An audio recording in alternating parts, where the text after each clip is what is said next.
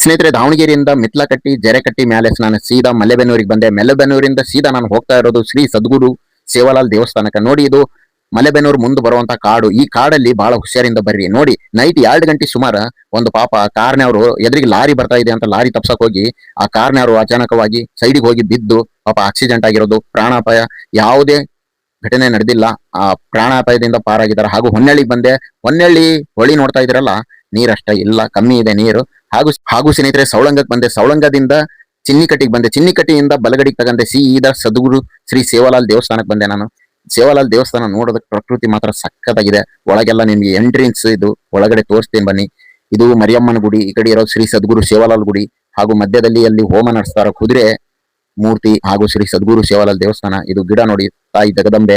ಇಲ್ಲಿ ಹೋಮ ನಡೆಯುವಂತ ಜಾಗ ಇದು. ಇಲ್ಲಿ ಹೋಮ ನಡೆಸ್ತಾರ. ಪ್ರತಿ ಸರಿ ಜಾತ್ರೆಯಲ್ಲಿ ಒಂದು ಚೂರು ಜಾಗ ಇರಲ್ಲ. ಇಲ್ಲಿ ನೋಡ್ಬೇಕು ಪ್ರಕೃತಿ ಅಂತಂದ್ರೆ ಇದೇ ಟೈಮಿಗೆ ಬರ್ಬೇಕು.